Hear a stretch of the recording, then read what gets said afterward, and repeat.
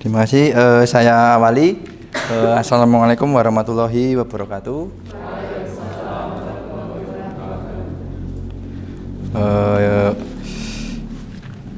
Yang terhormat Bapak Kepala Sekolah SMP Negeri 4 Saburan, Bapak Wakil Kepala SMP Negeri 4 Saburan, dan Bapak Ibu Guru SMP Negeri 4 Saburan.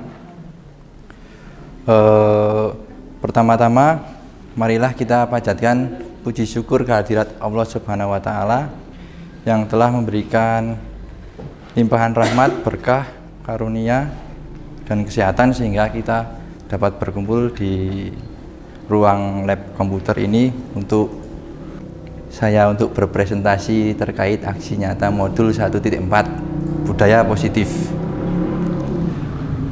Bapak Ibu, sebelumnya terima kasih atas waktunya Bapak Ibu. Kemudian mohon izin Bapak Ibu guru di sini, saya akan memaparkan materi terkait pembelajaran yang telah saya peroleh di guru penggerak, yaitu modul 1. Mungkin ini nanti mohon maaf apabila saya menyampaikannya kurang berkenan. Kita sama-sama belajar bersama, nggih. Terima kasih. Langsung saja.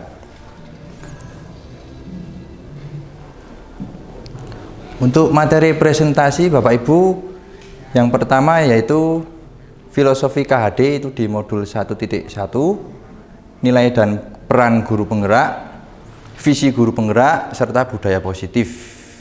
Nah, ini keempat ini yang akan saya presentasikan terkait materi tersebut. Selanjutnya Bapak Ibu untuk pemanasan nggih. Sedikit video terkait pendidikan zaman kolonial. Nah, untuk pemanasan ya Bapak Ibu, ini terkait video pendidikan pada zaman kolonial.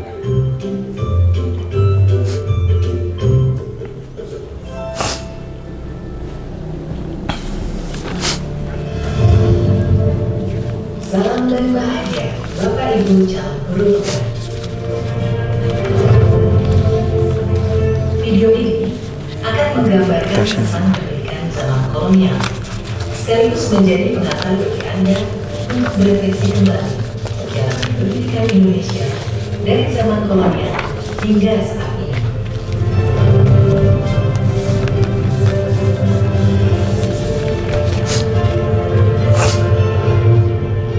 Tahukah Anda, pada tahun 1800.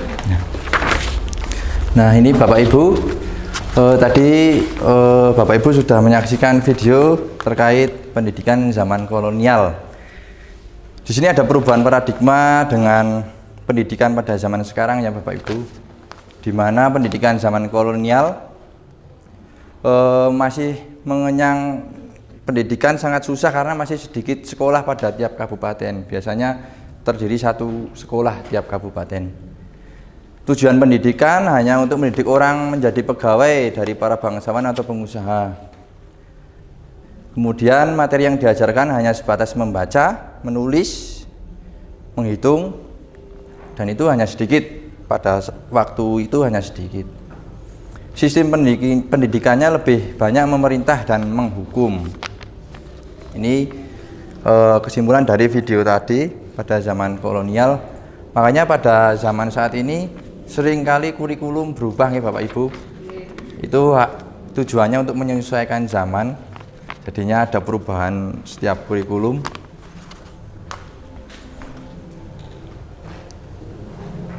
Selanjutnya Bapak Ibu kita masuk terkait filosofi pendidikan Ki Hajar Dewantara. Ki Hajar Dewantara bernama asli Raden Mas Suwardi Suryaningrat. Adalah seorang pelopor pendidikan kaum pribumi pada zaman kolonial. Nah, peran beliau yang menjadikan Pak Menteri kita terinspirasi untuk memunculkan kurikulum Merdeka. Dengan slogannya ing ngarsa sung tulodo ing madya mangun karsa tutwuri handayani, di mana seorang guru wajib di depan menjadi teladan bagi murid-muridnya. Kemudian Ing Madya Mangunkarso di tengah membangun minat atau semangat. Kemudian Tutwuri Handayani bentuk dorongan nggih, dorongan atau motivasi. Lanjut Bapak Ibu, berikut adalah kesimpulan pemikiran dari Ki Hajar Dewantara. Yang pertama terkait pendidikan. Pendidikan adalah menuntun tumbuh kembangnya anak agar bisa mandiri, mencapai kebahagiaan hidup baik individu maupun warga masyarakat. Kemudian ada kodrat anak, setiap anak memiliki keunikan tersendiri, minat bakat serta potensi berbeda satu dengan lainnya. Nah, di sini yang paling unik yaitu di kodrat anak ini, di mana misalnya dalam satu kelas terdapat muridnya biasanya berapa Bu? 25 ya? 30 ya? 30, 32. Berarti kalau kita melihat kodrat anak, berarti jumlah 32 anak itu memiliki bakat tersendiri-sendiri. Jadi memiliki keunikan tersendiri-sendiri. Selanjutnya adalah kodrat alam. Dalam mendidik anak, Tuhan sudah menyiapkan kebutuhannya, maka galilah potensi sekitar untuk dimaksimalkan sebagai bahan pembelajaran anak misalnya anak di pesisir pantai dan pegunungan berbeda cara pembelajarannya. Nah, di sini kita memanfaatkan kodrat alam. Guru wajib melihat posisi atau keadaan sekolahnya. Misalnya kita di pegunungan, berarti kita harus melihat karakteristik pegunungan untuk pembelajaran seperti apa. Tidak mungkin kalau pegunungan kita menjelaskan, misalnya kita membahas masalah di pesisir pantai, nggih. Kita harus melihat potensi sekitar sekolah. Selanjutnya ada kodrat zaman. Nah, zaman ini selalu berubah. Dari 80-an sampai 90-an berbeda dengan generasi milenial saat ini, di mana Bapak Ibu guru juga diwajibkan untuk mengikuti zaman untuk melakukan perubahan. Selanjutnya Bapak Ibu ada budi pekerti. Nah, budi pekerti ini sebagai acuan di mana guru harus mampu membimbing ke penguatan karakter akhlak mulia. Nah, ini yang nanti mengacu pada profil pelajar Pancasila. Selanjutnya ada prototip belajar yang memerdekakan anak, berpihak pada anak tanpa memaksakan diri sehingga mereka mampu menemukan potensi dan kebahagiaan dalam hidupnya. Bapak Ibu guru diwajibkan untuk memberikan kebebasan kepada anak, istilahnya berpihak pada anak. Kita tidak boleh menuntut, tapi kita hanya menuntun anak. Bagaimana dia, potensi dia, bakat dia seperti apa. Jadi istilahnya yang tadinya Bapak Ibu guru memaksakan anak atau menuntut anak untuk menjadi seperti yang kita ingin. Nah, dalam pemikiran Ki Hajar Dewantara, kita hanya cukup menuntun, membimbing mereka sesuai dengan potensi dan bakat mereka. Selanjutnya Bapak Ibu, ini adalah konsep Ki Hajar Dewantara, menuntun. Yang pertama menuntun, pengajaran adalah bagian dari pendidikan. Pendidiknya seharusnya menuntun, bukan menuntut murid untuk mengikuti kemauan gurunya. Murid perlu dituntun agar bisa mencapai keselamatan, kebahagiaan baik sebagai individu maupun anggota masyarakat. Itu. Yang kedua adalah kodrat anak. Setiap anak memiliki keunikan. Seperti yang saya katakan tadi, mereka misalnya dalam satu kelas 30 anak, berarti mereka memiliki 30 keunikan. Seperti itu. Selanjutnya petani, pendidik diibaratkan seperti petani. Petani di mana petani mengolah dan merawat padi, nggih. Padi itu diibaratkan sebagai siswa atau anak didik kita, di mana kita hanya bisa memupuk, kemudian menghindarkan dari hama. Tidak mungkin kalau kita menanam padi tumbuh jagung, nggih Pak Eko. Maka dari itu kita wajib merawat mereka atau istilahnya membimbingnya. Selanjutnya ada trikon. Ini terdiri dari kontinuitas, kemudian konvergensi dan konsentris. Kontinuitas yaitu ada dialog secara berkelanjutan terkait pendidikan yang berakar pada budaya masyarakat. Konvergensi itu pendidikan harus memperkuat kemanusiaan. Konsentris berarti pendidikan harus menghargai keragaman yang ada. Selanjutnya Bapak Ibu, ini adalah peran guru sebelum memahami pemikiran Ki Hajar Dewantara. Khususnya saya juga sebelum memahami. Yang pertama, menuntut murid. Saya lebih sering menuntut murid untuk menyelesaikan materi sesuai beban belajar. Saya selalu fokus pada target kurikulum yang begitu padat. Seperti halnya kurikulum 13 terkait materi ajar yang begitu padat, Bapak Ibu. Nah, kemudian pembelajaran berpusat pada guru. Guru selalu menjadi sumber belajar dan aktor di kelas. Murid jarang diberi kesempatan untuk mengekspor dan berkolaborasi dengan lainnya. Kemudian ada murid diperlakukan sama.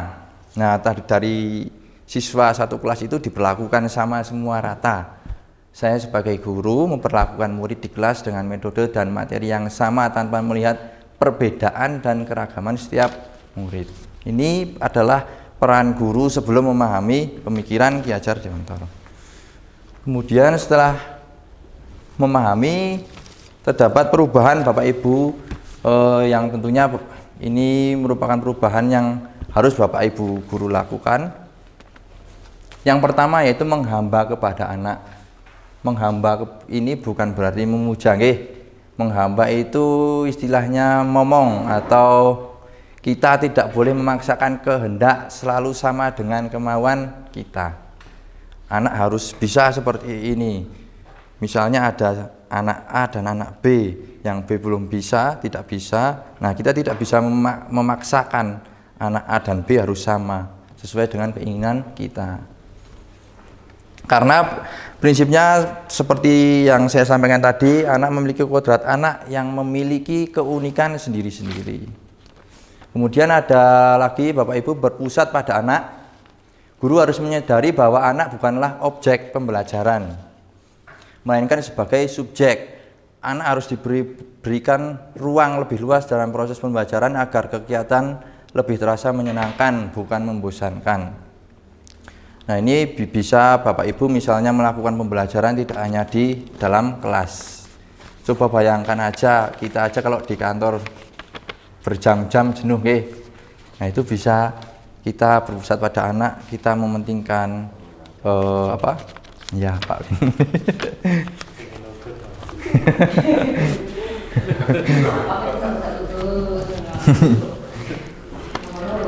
Kemudian bisa juga kita menjadikan fasilitator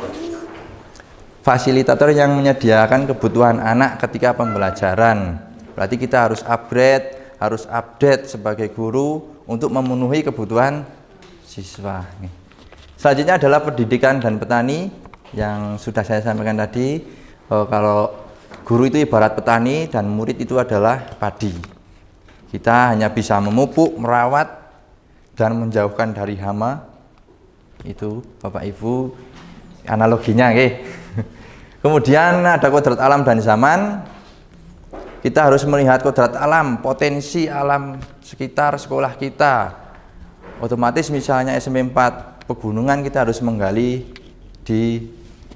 sesuai dengan tempat SMP kita. Kemudian kita juga harus mengerti kodrat zaman, di mana setiap zaman ada perubahan. Kita harus update untuk jangan sampai anak didik kita satu langkah lebih cepat dari kita. Seperti itu. Selanjutnya Bapak Ibu, ini terkait penerapan di kelas. Menuntun anak, yang pertama, saya tidak akan memaksa anak untuk ikut kemauan guru, tetapi lebih sebagai pembimbing yang mengarahkan. Nah, di sini anak diberikan kebebasan Bapak Ibu, kebebasan untuk menentukan gaya belajar dia, kemudian bakat dia seperti apa, kompetensi seperti apa. Nah, kita tidak diwajibkan untuk menuntut mereka untuk menjadi seperti apa yang kita inginkan. Kemudian lokus memahami bahwa setiap anak tidak sama, mereka memiliki perbedaan sebagai keragaman sehingga perlakuannya juga berbeda. Kemudian ada kolaboratif, bekerja sama baik dengan rekan sejawat atau anak untuk meningkatkan kualitas proses pembelajaran. Nah, ini bisa juga kita terapkan.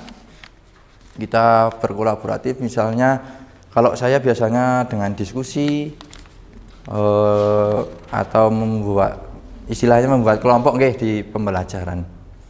Selanjutnya variatif dalam pembelajaran, tidak menggunakan model pembelajaran yang sama karena menyesuaikan cara belajar anak. Kita harus sesuaikan kalau belajar mereka. Misalnya kelas 7A sukanya dengan model atau gaya yang visual, berarti kita menggunakan visual. Kemudian misalnya 7C dengan kinestetik, dengan gerakan misalnya, kita berarti harus menyesuaikan mereka dengan gerakan. Selanjutnya Bapak Ibu, ini modul 1.2, ada foto saya. Nilai dan ukuran guru penggerak. Yang pertama learning, research, kreatif, dan sukses. Nah, sebelum ke materi yang kedua itu, ini ada gambar Bapak Ibu bagaimana manusia tergerak atau cara kerja otak. Ada yang pertama otak primata. Otak ini mengelola kemampuan berpikir logis, rasional, terstruktur, dan otak ini bertugas untuk berpikir kritis Bapak Ibu, untuk menyelesaikan suatu masalah. Dan ketika kita bekerja dengan otak primata akan memakan banyak energi. Kemudian Bapak Ibu, selanjutnya ada otak mamalia. Bagian otak ini adalah pusat emosi, di mana kita bisa merasakan takut, sedih, marah, senang, jijik, terkejut, dan lain-lain. Dalam otak mamalia ini Bapak Ibu, biasanya manusia ini bukan otak yang lain Bapak Ibu. Ini adalah otak manusia, maksudnya barangkali persepsinya berbeda. Apabila kita menggunakan otak mamalia, kita biasanya merasakan takut, sedih, marah, senang, jijik, terkejut. Ibaratnya kita sering ada Bapak Ibu guru atau saya sendiri yang mendapat kritikan terus saya tersinggung atau sakit hati. Nah, otak yang bekerja adalah otak mamalia. Seperti halnya lagi misalnya siswa, kalau kita mengatakan kamu bodoh, kira-kira hatinya atau fisiknya Bapak Ibu yang sakit? Hati Nah, biasanya itu yang bergerak adalah otak mamalia. Kemudian ada otak reptil. Nah, otak reptil ini bekerja untuk melindungi kita dari bahaya atau refleks Bapak Ibu. Misalnya contoh halnya seorang siswa takut bertemu Pak Eko lagi di jalan. Dia refleks karena sering dimarahin Pak Eko belum mengerjakan tugas, akhirnya dia menghindar. Nah, takut. Inilah yang digunakan, yaitu otak reptil. Yang paling penting Bapak Ibu, biasanya kita berpikir menggunakan otak primata, apalagi untuk menentukan pemikiran untuk mengikuti tes guru penggerak Nah, itu biasanya otak primata yang bekerja, mau ikut atau enggak, seperti itu. Selanjutnya ada kebutuhan dasar manusia. Kebutuhan dasar manusia ini terdiri dari yang pertama bertahan hidup, fisiologis, itu sewajarnya manusia butuh makan, butuh reproduksi, butuh dan lain-lain. Kemudian ada kasih sayang, rasa diterima, dikasihi, kita itu membutuhkan kasih sayang, rasa dicintai Kemudian kekuasaan didengar, diakui. Misalnya kalau kekuasaan, misalnya kita ingin diakui, misalnya Pak Eko ingin diakui sebagai guru olahraga karena Pak Eko memiliki kompetensi sebagai guru olahraga. dan memiliki badan yang atletis misalnya. Makanya Pak Eko pengen diakui bahwa dia adalah guru olahraga misalnya, kekuasaan. Kemudian ada kebebasan. Kebebasan itu biasanya contohnya kebutuhan anak biasanya sering mereka meminta untuk Bapak Ibu untuk mengganti soal, misalnya Pak soalnya bosan pilihan ganda terus, saya pengen soal yang uraian misalnya seperti itu. Kemudian ada kesenangan, ini berhubungan dengan bermain, bergembira, mencari tantangan dan kegemaran. Biasanya hobi ya Bapak Ibu, berhubungan dengan hobi. Selanjutnya yang pertama ada nilai-nilai guru penggerak. Ada berpihak pada murid, pembelajaran yang berpusat pada murid, guru sebagai fasilitator menyediakan kebutuhan murid sehingga murid merasa nyaman. Ada mandiri, guru harus memiliki semangat pembelajaran sepanjang hayat, di mana Bapak Ibu guru harus wajib untuk istilahnya untuk mengupgrade kemampuan, bisa dengan mencari referensi atau mengikuti pembelajaran. Selanjutnya ada reflektif, guru harus memaknai pengalaman yang terjadi baik dari diri sendiri maupun pihak lain dalam lingkungannya. Selanjutnya ada kolaboratif, guru membangun daya sanding, memperhatikan pentingnya saling ketergantungan dengan semua pihak agar mencapai tujuan pembelajaran. Nah ini terkait kerjasama ya Bapak Ibu dengan rekan sejawat, misalnya di SMP Negeri 4 Sapuran ada Bapak Ibu yang mahir, misalnya Pak Win, bisa saling berbagi seperti itu. Selanjutnya ada inovatif, guru mampu menemukan ide terhadap masalah yang dihadapinya dengan mengutamakan gotong royong dan pemberdayaan aset kekuatan sekolah. Yang kedua, peran guru penggerak. Ini yang pertama yaitu pemimpin pembelajaran, di mana Bapak Ibu guru nanti diwajibkan untuk menjalankan filosofi Among Ki Hajar Dewantara sesuai dengan kurikulum Merdeka nggih. Kemudian koas guru lain, guru penggerak dituntut untuk berdaya dalam menemani dan menuntun rekan sejawatnya itu untuk menelaah proses belajar mereka sendiri. Ini biasanya terkait dengan media pembelajaran. Mungkin misalnya saya bisa mengoperasikan edit video atau Canva, nanti bisa kita saling kolaborasi. Kemudian ada kolaborasi. Guru penggerak harus punya pandangan apresiatif yang memungkinkan pengungkapan potensi positif rekan yang lain. Kemudian ada kepemimpinan murid, memampukan diri untuk menuntut murid di sekolah agar murid mereka sadar bahwa sebagai murid saat ini mereka juga adalah wajah Indonesia di masa depan. Kemudian ada komunitas praktisi, ini menumbuhkan budaya belajar kolaboratif atau komunitas belajar profesional. Biasanya perannya itu dalam MGMP ya Bapak Ibu, atau misalnya di sekolahan ingin membuat komunitas praktisi. Selanjutnya Bapak Ibu, kesimpulan modul 1.2, keberpihakan pada murid. Yang pertama yaitu menuntun. Menuntun itu dalam bahasa Wonosobonya momong nggih. Momong, proses pembelajaran tidak menuntut tetapi mengarahkan serta membimbing murid.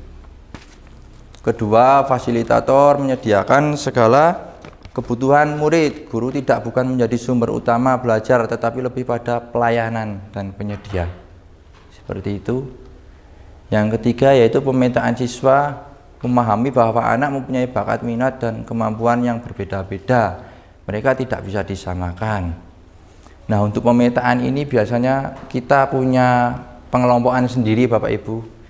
Pengelompokan dalam hal hanya kita yang mengetahui. Misalnya dalam kelas 8A, misalnya timnya Musolian misalnya, mereka memiliki karakter seperti apa, berarti kita wajib memetakan mereka. Terus timnya siapa yang pendiam, terus timnya siapa, seperti itu. Kita harus bisa memetakan siswa setiap kelas. Yang keempat yaitu kesepakatan kelas.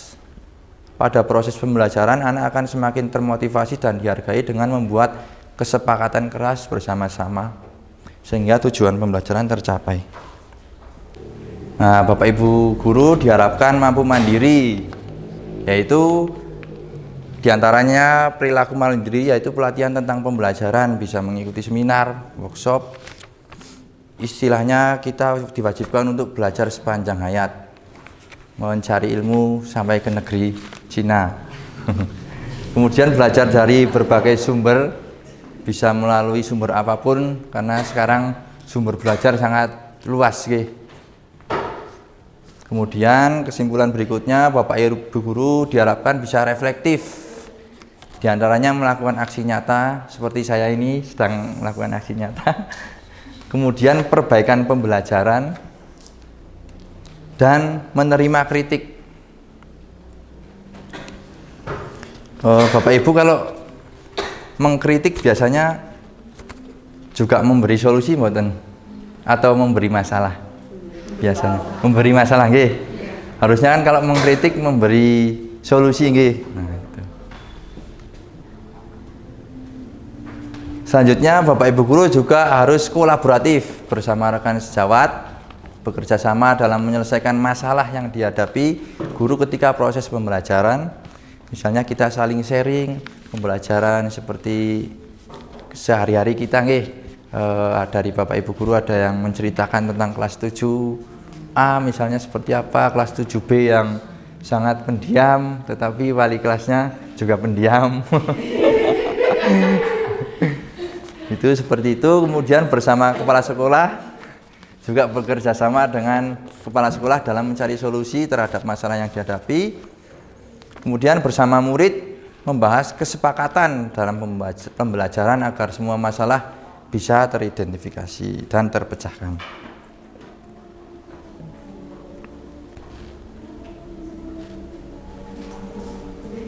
Kemudian Bapak Ibu juga harus inovatif, berbagi dengan rekan sejawat, menyusun media pembelajaran. Nah ini menyusun media pembelajaran, kalau saya masih bisanya yaitu menggunakan Canva dan edit video. Mungkin nanti bisa sharing-sharing atau ditanyakan saja, karena kalau saya langsung mengajarin kan tidak, kayaknya kurang pas. Kemudian mengoptimalkan lingkungan untuk pembelajaran.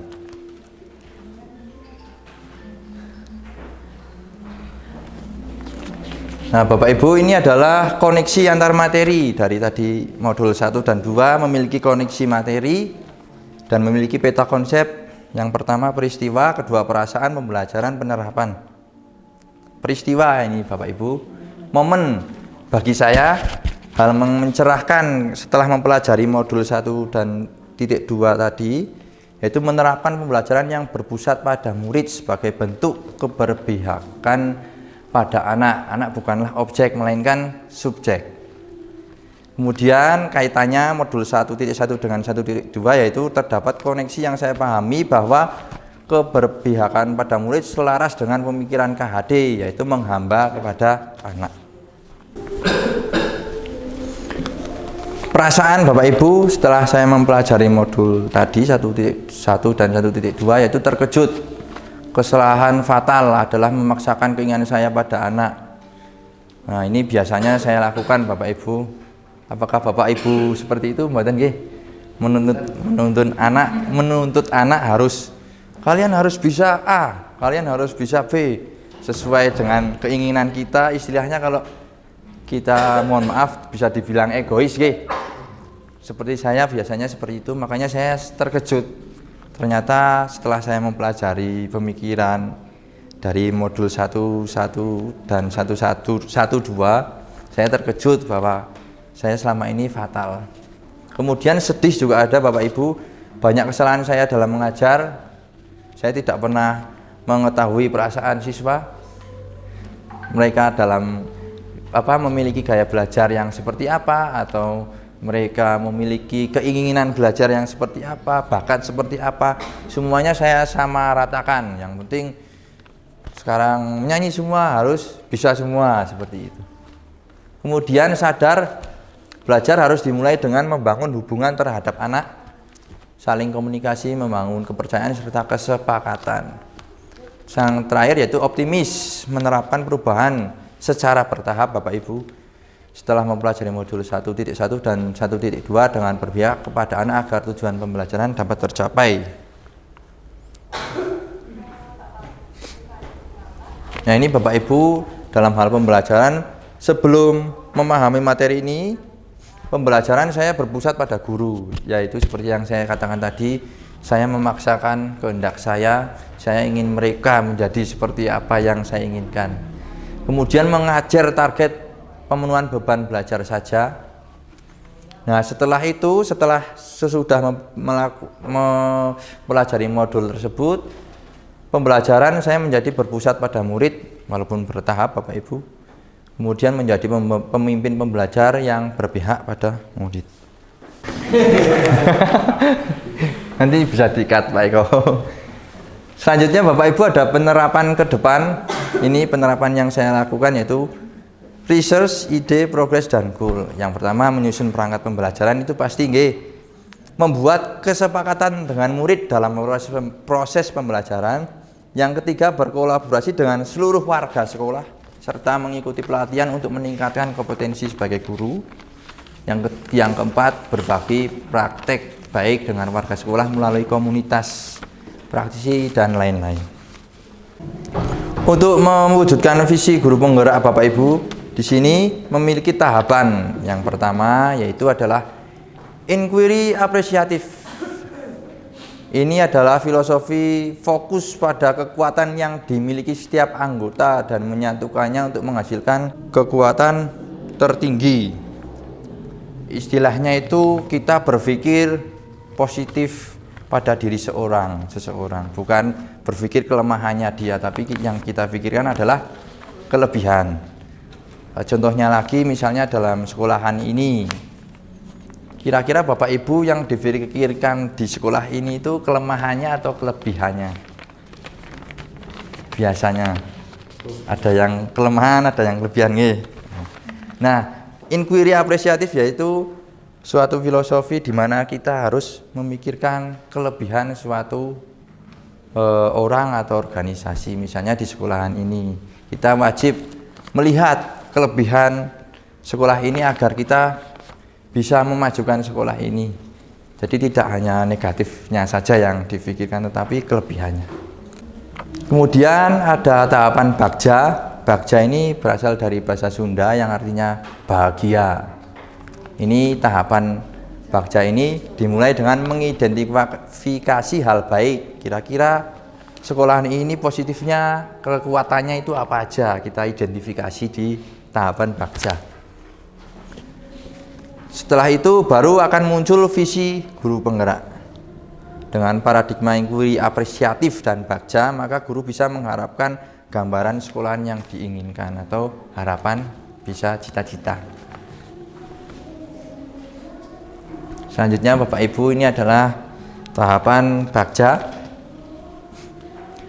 Yang pertama adalah buat pertanyaan, ambil pelajaran, gali mimpi, jabarkan rencana, lalu atur eksekusi. Dalam mewujudkan perubahan diperlukan kerjasama seluruh warga sekolah. Visi dan langkah yang tepat, salah satunya dengan pendekatan inquiry apresiatif, yaitu suatu filosofi, suatu landasan berpikir yang berfokus pada upaya kolaboratif menemukan hal positif, bukan hal negatifnya, dalam diri seseorang atau organisasi dan dunia di sekitar, baik di masa lalu, masa kini maupun masa depan. Makanya istilahnya kita positive thinking seperti itu. Ini ada tampilan seperti ini, ada sumber daya manusia. Kira-kira ini apa Bapak Ibu? Ada yang tahu? Kira-kira ini apa? Sumber daya manusia, sumber daya alam, agama sosial. Potensi. Kita coba lihat. Nah, ini adalah aset kekuatan sekolah. Contohnya aset kekuatan sekolah SMP Negeri 4 Sepuran. Hal-hal positif yang dapat menjadi kekuatan. Kita lihat dari sumber daya manusia, kita melihat siswanya, kita berarti harus memikirkan hal yang positif dari siswa kita, kira-kira keunikannya dalam hal apa, seperti itu. Misalnya siswa sini keunikannya dalam bidang olahraga, maka kita harus mendorong mereka. Kemudian ada sumber daya alam. Kita berada di pegunungan, berarti kita wajib memanfaatkan sumber daya alam sekitar kita sebagai potensi atau kekuatan kita. Misalnya dalam hal proyek pelajar Pancasila kemarin yang Bapak Kepala paparkan ya Pak, terkait tema kehidupan yang berkelanjutan, yaitu tentang menanam loncang, dan itu kan sesuai dengan sumber daya alam kita. Jadi kita manfaatkan potensi di sekitar sekolah kita. Selanjutnya agama sosial dan budaya. Ini agamanya alhamdulillah juga di sekolah kita baik. Kemudian sosial, kita sering lewat desa ini juga kita sudah mengetahui sosial dan budayanya seperti apa, orang-orangnya juga seperti apa. Kemudian selanjutnya ada infrastruktur. Kita sekolah ini memiliki kelas yang cukup ya Bapak Ibu. Kemudian memiliki kantor guru juga, WC guru, sepertinya lengkap ya. Jadi ini adalah kekuatan sekolahan kita. Finansial juga sama, mampu memenuhi kebutuhan Bapak Ibu guru dan siswa-siswa. Kemudian kelembagaan, kita juga memiliki kelembagaan dinas, misalnya Dikpora yang bagus juga. Nah, ini adalah aset kekuatan sekolah kita.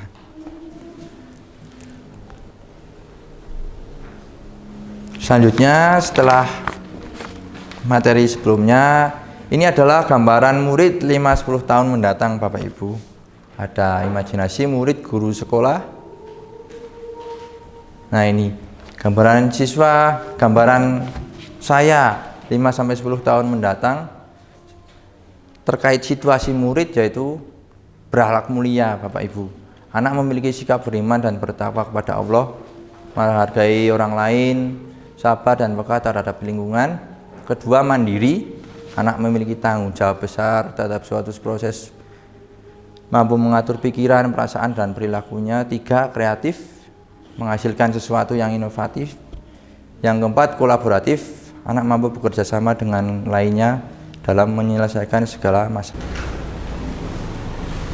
Nah, ini peran guru terkait Bapak Ibu guru juga. Guru juga harus berperan. Yang pertama, personal. Guru harus terus belajar mandiri untuk mengembangkan dirinya. Reflection, guru dapat menjadikan contoh buat lainnya, mampu memberdayakan dirinya melalui refleksi atas pengalamannya atau dari orang lain. Kita diwajibkan untuk menerima kritik, saran ataupun pendapat dari orang lain. Terus dalam hal sosial, guru mampu berkolaborasi kerjasama dengan semua pihak. Kemudian mental, guru memiliki perubahan pandangan terhadap murid dan pembelajaran, menjadi pemimpin perubahan agar terwujud well-being dalam sistem pendidikan di sekolah. Terus terkait suasana sekolah, gambaran yang akan datang yaitu seperti ini: ramah, nyaman, bersih, rapi, tertib, aman, senang, indah.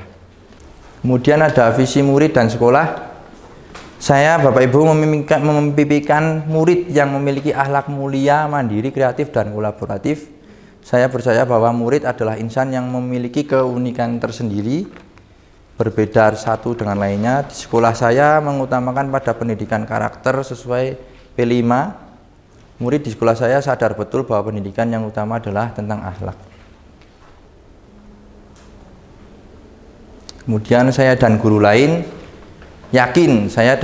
di sekolah yakin untuk mewujudkan tujuan pendidikan tersebut dilakukan dengan perubahan positif, antara lain tentang cara pendidikan menuntun, berpihak pada anak sebagai pemimpin pembelajaran dan memaksimalkan potensi sekitar.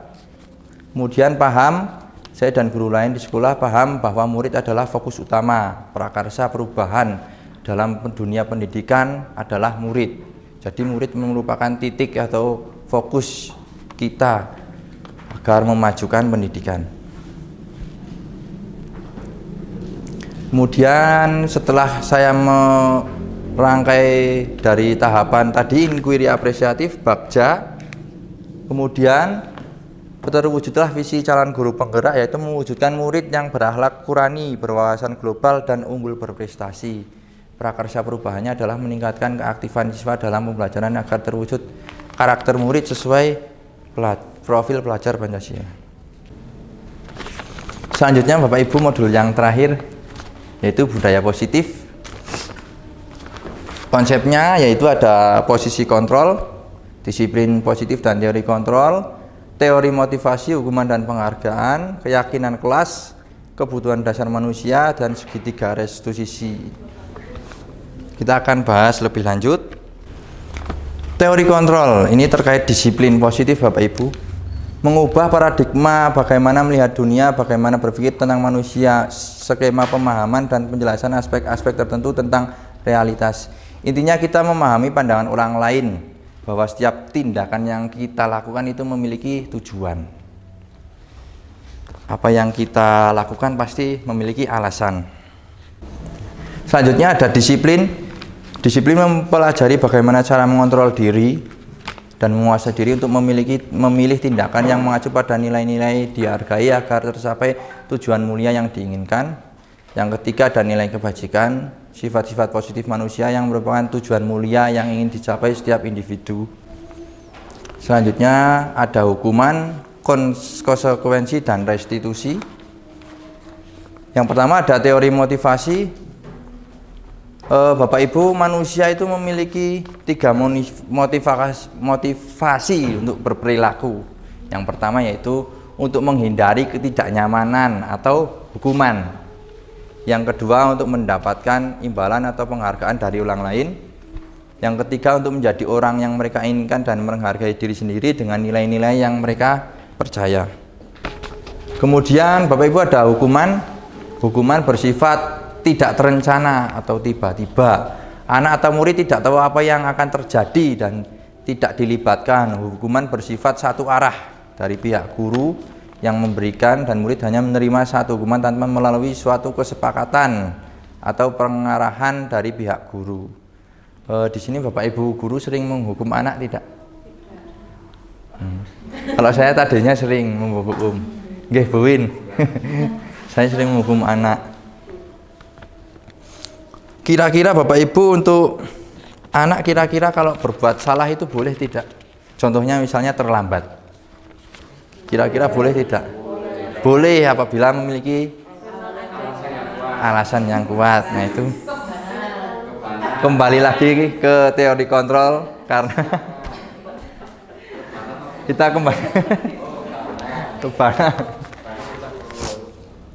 kembali lagi ke teori kontrol bahwa setiap tindakan itu memiliki tujuan atau alasan. Selanjutnya ada konsekuensi Bapak Ibu. Di sini konsekuensi kira-kira sama nggak dengan hukuman? Beda nggih?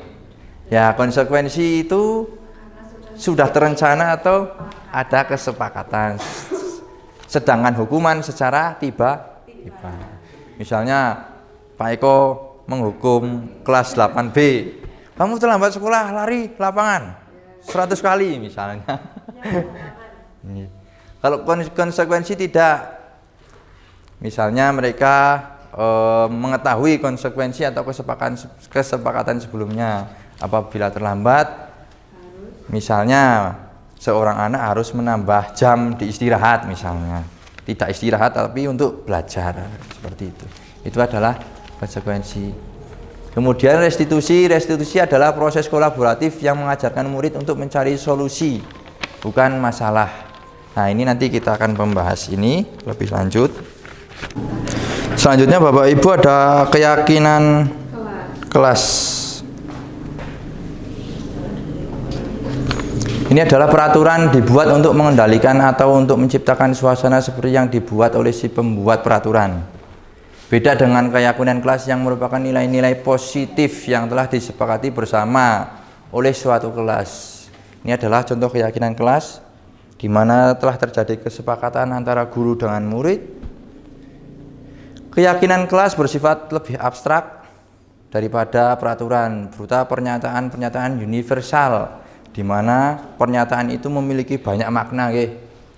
Misalnya seorang anak tidak boleh mengejek temannya, berarti masuk ke saling menyayangi dan menerima. Misalnya lagi seorang anak dengan temannya sering jahil, itu juga masuk ke saling menyayangi. Kemudian tidak melakukan perbuatan yang jelek, itu masuk ke melakukan yang terbaik. Bapak Ibu, ini adalah contoh kasus. Kira-kira untuk yang pertama, mencatat 100 kali di dalam buku kalimat, saya tidak akan terlambat lagi karena terlambat ke sekolah. Kira-kira ini hukuman atau konsekuensi? Mencatat 100 kali di dalam buku kalimat.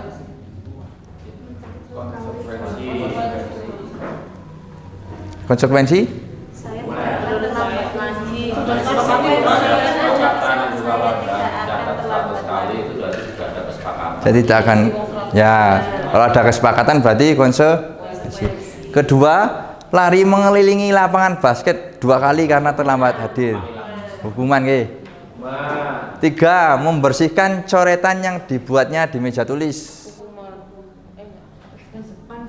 konsekuensi. Murid diminta untuk push up 15 kali karena tidak menggunakan masker di sekolah, murid disuruh push up, hukuman. Yang kelima, menggantikan kertas tugas teman yang telah dicoret-coret, konsekuensi. Yang keenam, kehilangan 10 menit jam istirahat untuk mengerjakan tugas karena terlambat datang dan tertinggal pelajaran, konsekuensi.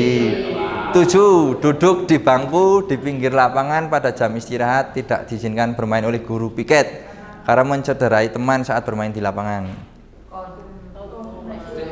Hukuman atau konsekuensi? Pak Eko? Pada jam istirahat.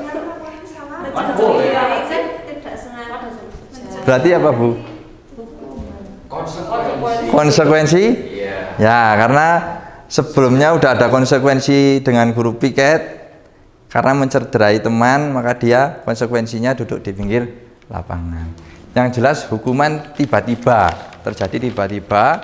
Kalau konsekuensi ada kesepakatan sebelumnya. Belum selesai. Selanjutnya, mencoba identifikasi kebutuhan dasar manusia, nggih. Yang pertama, kasih sayang, kekuasaan, kebutuhan psikologis, kebebasan, kesenangan.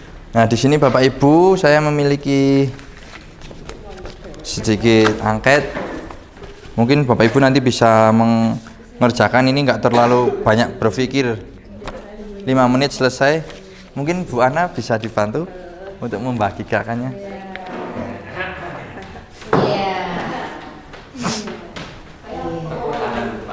Oh ya, Bapak Ibu, sebelum mengerjakan itu, ini tadi saya lupa memberikan contoh, ini contoh keyakinan kelas.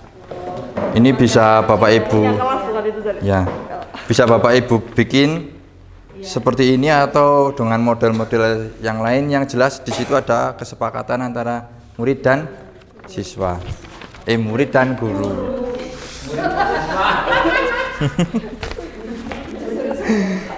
Untuk jumlahnya nanti Bapak Ibu dari 1 sampai 10 dijumlah, itu 1, terus 11 sampai 20 dijumlah, kemudian 21 sampai 30 dijumlah, terus 31 sampai 40 dijumlah. Nanti banyak yang mana gitu.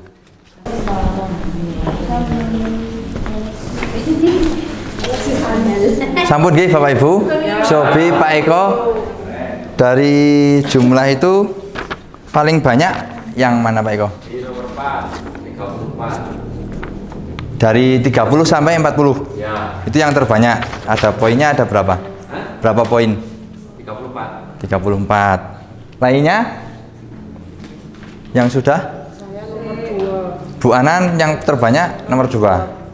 Yang 1 sampai 10 kebutuhan kasih sayang.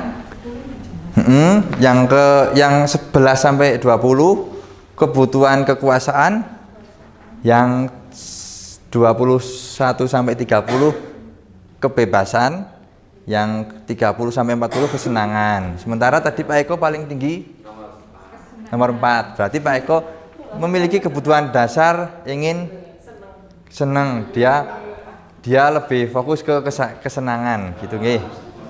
Nah, untuk memenuhi kebutuhan Pak Eko terkait kasih sayang, kekuasaan, kebebasan, Pak Eko bisa melakukannya dengan hal yang positif agar naik untuk memenuhinya. Kemudian Bu Ana? Bu Ana, kenapa Bu Ana? 11 sampai 20 berarti kekuasaan ya. Berarti Bu Ana memiliki kekuasaan. Kemudian ada lagi Bu Wahyu? Ya juga sama kekuasaan. Kemudian ada lagi Bu Rita kesenangan. Bu Dina? Apa? Bu Eva? Berarti Bu Eva membutuhkan kasih sayang ya. Lanjut ke Bapak Ibu Guru. Ini sebentar lagi udah selesai meh. Yang kelima ada posisi kontrol Bapak Ibu Guru. Ada 5 posisi kontrol Bapak Ibu Guru terkait menghadapi murid ya. Yang pertama adalah penghukum. Yang kedua pembuat rasa bersalah. Lalu yang ketiga teman. Yang keempat pemantau dan yang kelima adalah manajer. Bapak Ibu, ini di sini ada 5 posisi kontrol ya. Di mana Bapak Ibu Guru, kira-kira Bapak Ibu Guru sering menjadi yang mana? Penghukum, pembuat rasa bersalah, teman, pemantau atau manajer? Semuanya ya, hampir semuanya ya. Mari kita lihat. Ada satu video Cobi. Ini kurang keras tapi mic soundnya. Ini Bapak Ibu ada 5 posisi kontrol. Nah, inilah keras. Salam bahagia ibu dan bapak guru hebat. Dalam penerapan disiplin positif restitusi, salah satu program yang dikembangkan adalah 5 posisi kontrol. 5 posisi kontrol dalam restitusi adalah proses perjalanan seorang pendidik agar dapat mengenali dirinya. Pada video kali ini, kita akan membahas tentang 5 posisi kontrol yang dikembangkan oleh Diane Grossen dan contoh penerapannya.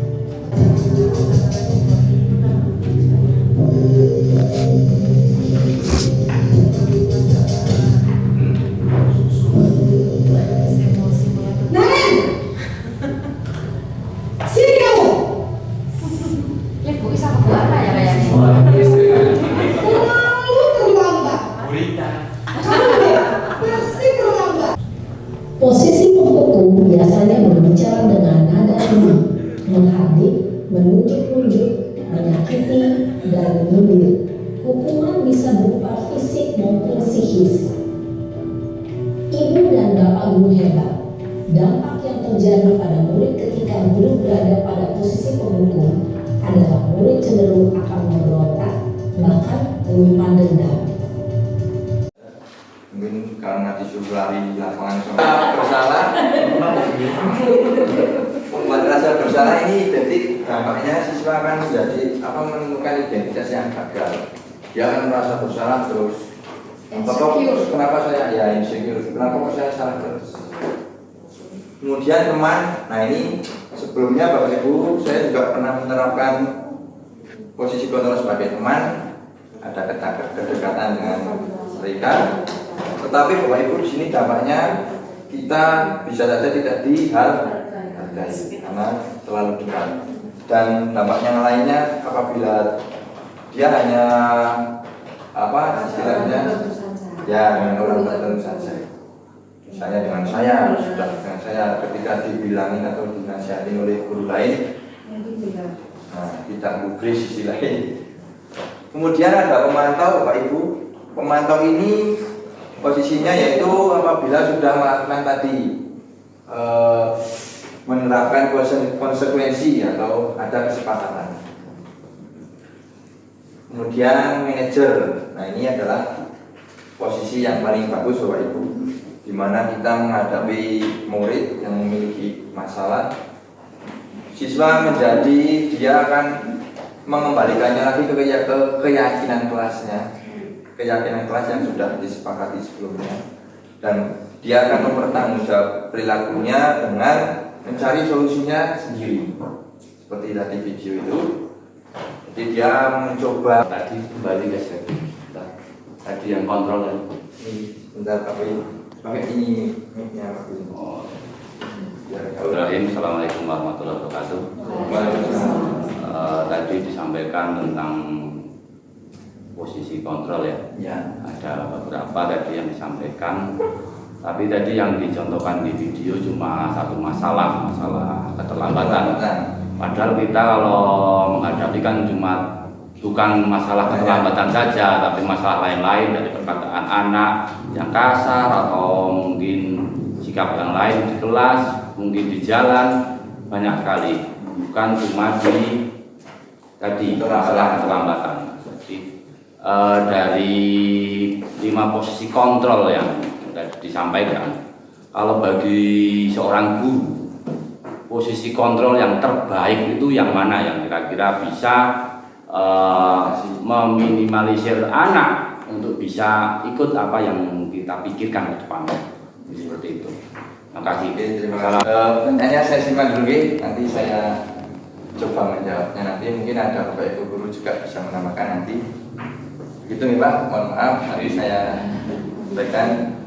Untuk posisi kontrol yang paling bagus yaitu sebagai manajer, di mana itu adalah posisi yang paling dihimbau ya, maksudnya paling bagus, istilahnya paling bagus karena sebentar saya kembalikan lagi ke, nah ini isinya ke keyakinan kelas. Apabila posisi kontrol tersebut adalah manajer, yang Bapak Ibu lakukan yaitu yang pertama, langkah pertama harus membuat keyakinan kelas, di mana di situ berisi peraturan-peraturan, mohon maaf, kata-kata yang bersifat abstrak, lebih abstrak, berupa pernyataan-pernyataan universal. Maksudnya di sini yaitu pernyataan secara umum. Jadi apa aja bisa masuk. Misalnya kasusnya terlambat tadi, berarti bisa masuk ke, misalnya di situ ada ini yang saya bikin. Bisa juga masuk ke saling menyayangi dan menghargai, seperti itu. Jadi pernyataannya pernyataan universal. Nah itu Pak Win. Jadi posisi yang paling bagus adalah manajer. Nah, terkadang kan yang namanya kontrol kan kalau berhasil oke ya, tapi terkadang kontrol itu kan kadang nggak berhasil. Nah, yang nggak tahu tanpa sengaja tangannya bergoyang ya. Tangannya bergoyang, mungkin kan berarti di sisi itu kan ada sistem hukuman. Padahal dulunya sebelum itu sudah kita kesepakatan. Nah, itu bagaimana ya? Apabila misal dengan alasan, nah kita kembali lagi ke teori motivasi. Setiap manusia melakukan sesuatu pasti ada tujuan dan alasannya, ya kan? Apabila anak ini berulang kali, 4 kali sampai dengan alasan yang sama karena kesiangan, Pak Win sudah menggunakan posisi manajer, tapi dia tetap itu Pak Win bisa menggunakan posisi pemimpin. Karena itu sudah berkali-kali. Mana Pak Win? Ya. Nah ini untuk menjadi seorang manajer kita bisa menggunakan segini garis fungsi. Sebelum ke sini Bapak Ibu saya ingin menanyakan apakah Win melakukan salah, misalnya terlambat. Boleh. Saya katakan boleh ya, karena manusia kan sering ada kelemahannya, tapi tidak terus ya.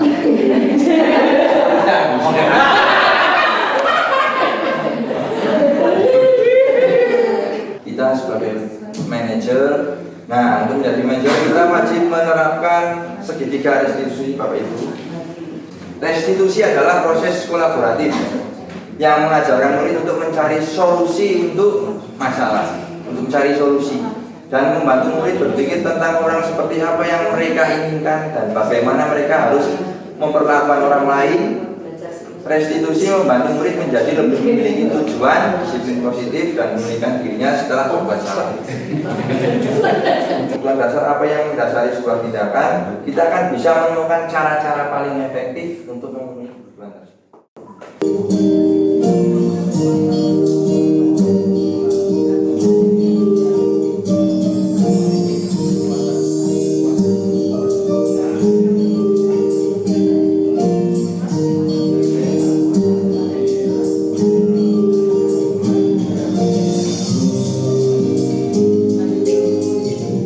Assalamualaikum warahmatullahi wabarakatuh. Saya Tony, saya calon guru penggerak Kabupaten Solo. Saya akan mempraktikkan video segitiga restitusi yang terdiri dari 3 tahapan. Yang pertama yaitu menstabilkan identitas, yang kedua validasi, dan yang ketiga menanyakan. Kita sebagai guru diwajibkan untuk menuntut keberatan, bukan untuk menuntut menghukum atau membuat kamu yang akan berdampak pada masa depan Anda. Ini ada kasus Bapak Ibu.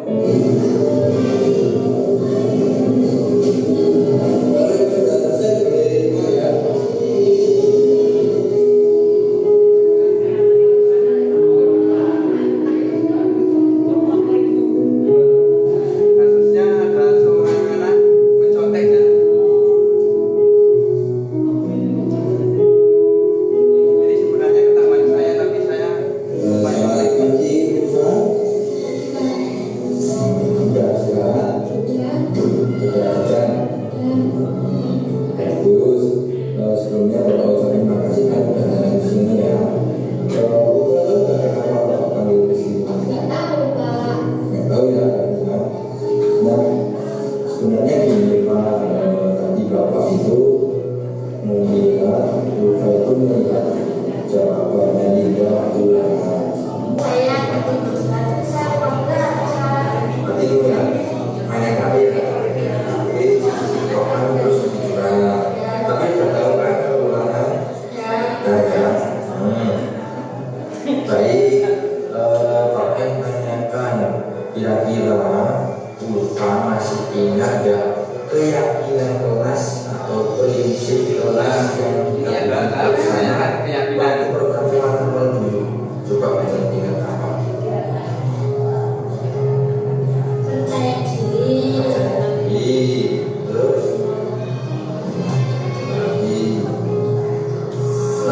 terus jujur. Berarti kamu si Ulfa harus jujur dan jangan harus percaya diri juga, ya kan? Dan berarti Ulfa masih ingat ya. Bapak juga ingin tanya, kira-kira sikap jujur itu diperlukan untuk diri kita nggak? Perlu nggak diri kita ada sikap jujur? Kira-kira jujur itu baik atau enggak? Baik ya. Berarti yakin nggak kalau jujur itu baik? Yakin ya? Berarti kalau Ulfa sudah yakin, kira-kira setelah ini Ulfa akan melakukan apa? Nah ini si anak dari yang Dia otomatis tidak akan muncul. Nah itu Ulfa sudah tahu apa yang mesti harus dilakukan kan? Sudah tahu. Kemudian Bapak ingin bertanya lagi, kira-kira kapan Ulfa akan melakukan hal yang tadi Ulfa bilang? Kapan ayo? Mulai kapan? Bentar, nanti hari ini ya. Berarti hari ini Ulfa tidak akan mencontek. Mulai hari ini tidak akan mencontek. Baik, Bapak doakan semoga Ulfa menjadi pribadi yang lebih baik, akan berusaha lagi, berusaha jujur, terus belajar. Jangan lupa ya. Siap? Siap teman-teman? Terus dulu. Bisa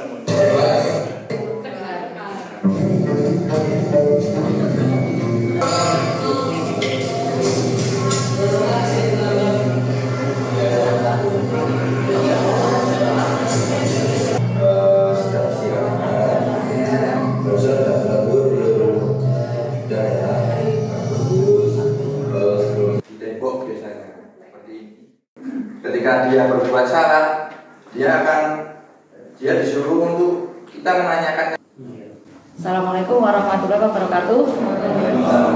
Terima kasih Pak Satria atas informasinya, penjelasannya. Kita semua alhamdulillah mendapatkan pencerahan, pertama wawasannya. Tapi tadi saya agak tergelitik. Begini Pak, di depan tadi jenengan tidak memberi kesempatan untuk bertanya, jadi saya pertanyaannya di belakang. Padahal pertanyaan ini sebenarnya masih di awal. Ini terkait dengan peserta didik Pak. Lah kita kan muridnya banyak. Katakanlah kalau setiap kelas 32 kali 8 kelas berapa saja. Nah sementara tadi disampaikan kita harus bisa memahami masing-masing peserta didik. Ibaratnya kan seperti itu. Nah bagaimana kita menentukan atau bagaimana kita mengetahui kebutuhan dari masing-masing peserta didik tersebut? Mungkin itu pertanyaannya, mohon maaf atret ke depan. Terima kasih. Assalamualaikum warahmatullahi wabarakatuh. Saya coba akan menjawab pertanyaan Ibu istri Nana terkait siswa yang banyak Ibu untuk menentukan kebutuhannya, karena siswanya banyak, masing-masing berbeda kan rumit sepertinya. Nah, Bapak Ibu bisa menggunakan tabel yang tadi Bapak Ibu kerjakan. Nah, ini di sini untuk mengidentifikasi kebutuhan dasar siswa juga bisa. Otomatis Bapak Ibu bisa mengerti tadi. Ada di sini ada. Kelompokkan yang pilih kasih sayang berapa. Ya, jadi tetap tidak per binding itu ya, tapi tetap kelompok. Bapak Ibu bisa mengusulkan di forum mereka hurufnya sebenarnya kesenangan. Kira-kira mereka itu butuh kebutuhan dasar kesenangan yang harus dipenuhi itu bagaimana? Dan dipenuhinya dengan hal positif. Atau ada siswa yang sering main game di kelas, Bapak Ibu bisa mengarahkan dia untuk istilahnya mengalihkan kebutuhannya itu misalnya di jam luar kelas, jam luar pembelajaran seperti itu. Itu ya. Kemudian Bu Is setelah menentukan, Ibu Is juga melakukan pemetaan. Misalnya nih, anak yang suka visual, pembelajarannya visual dipetakan. Terus yang suka dengan audio dipetakan. Sukanya dengan drama. Nah, jadi kita mengetahui karakteristik masing-masing siswa seperti itu. Nah, untuk pemetaannya tidak harus kita membuat kelompok, kelompok yang suka, tapi kita sendiri Bapak Ibu, kita mengidentifikasi sendiri, kita melakukan pemetaan sendiri seperti itu. Biasanya. Dia. Nah ini kata-kata ini menyusunnya bagaimana? Ini dari LMS Pak, dari program guru beneran bisa menggunakan ini juga bisa. Ya, berarti sudah disediakan. Ya, sudah disediakan. Untuk sumbernya biasanya mungkin nanti bisa. Cukup.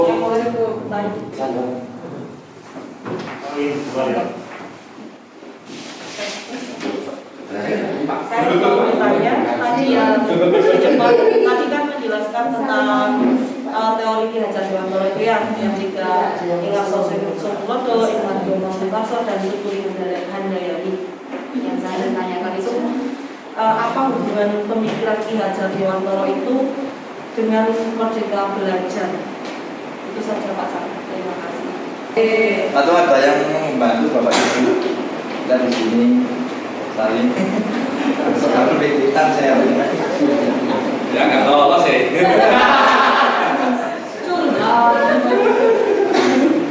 Ya, coba saya akan menjawabnya. Jelas sekali nih Bapak Ibu terkait hubungannya Bu Ana, pemikiran Ki Hajar Dewantara dengan apa tadi? Dengan Merdeka Belajar. Nah, pemikiran ini menginspirasi pencetusnya di mana Merdeka Belajar sebagai kurikulum untuk memenuhi kebutuhan siswa, artinya untuk istilahnya itu kurikulum yang sebelumnya masih ada kekurangan, kemudian dilengkapi dengan kurikulum merdeka ini.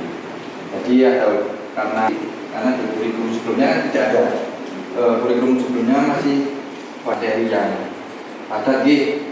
Nah di sini hubungannya antara pemikiran itu dengan belajar, yaitu karena ingin adanya suatu perubahan di mana guru harus berpihak pada murid satu, terus memenuhi kebutuhan murid, menuntun murid bukan lagi menghukum murid.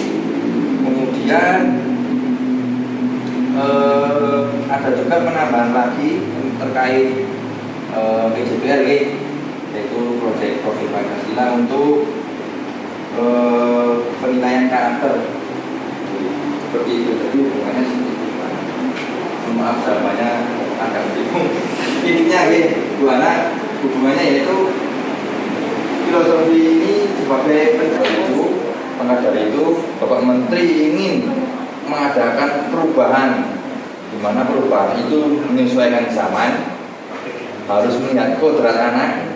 Kodrat anak adalah potensi atau bakat masing-masing anak, kodrat alam, kemudian kebutuhan anak, dan harus berpihak pada. Jadi murid sekarang memotivasi, bukan terus menuntut harus menjadi apa yang kita mau atau menjadi sesuai yang kita inginkan. Jadi kita memberikan kebebasan atau istilahnya merdeka belajar, istilahnya seperti itu, merdeka belajar. Jadi banyak sekali kata yang salah dari saya mohon maaf yang sebesar-besarnya.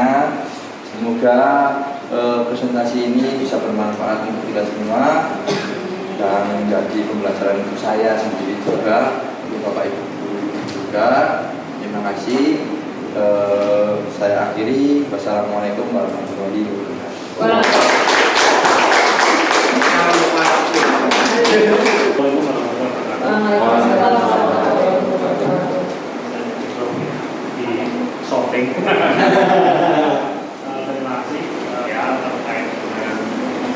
kegiatan guru bergerak, masih nyata kalau guru bergerak di masyarakat dalam implementasi modul paradigma dan visi guru bergerak ya.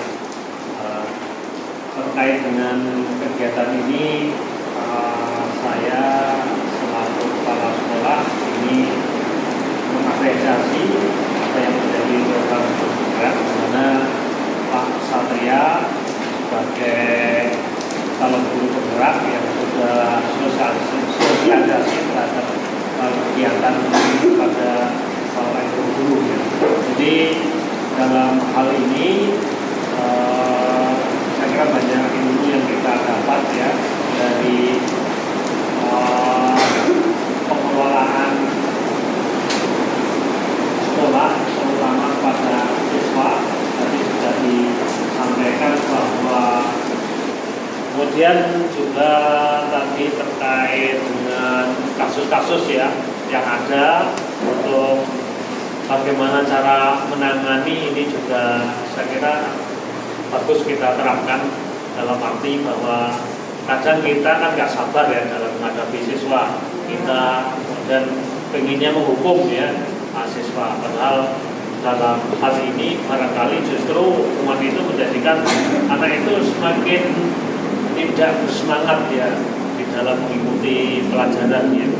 Tetapi itu ya katakanlah tadi mungkin di kita ada usulian ya, tapi dia punya potensi ya, potensi yang baik juga harus ditunjukkan melalui musik ya, bermain musik itu juga pintar gitu ya.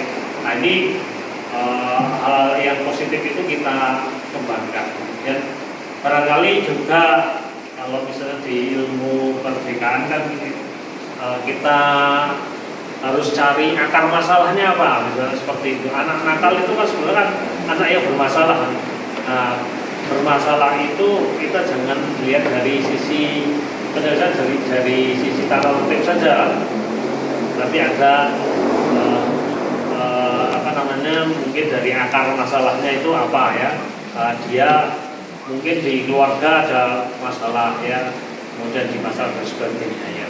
Contoh, kalau kita melihat dari sisi tata tertib, anak itu misalnya minggat atau naik apa namanya tembok ya, kemudian dia keluar dari sekolah.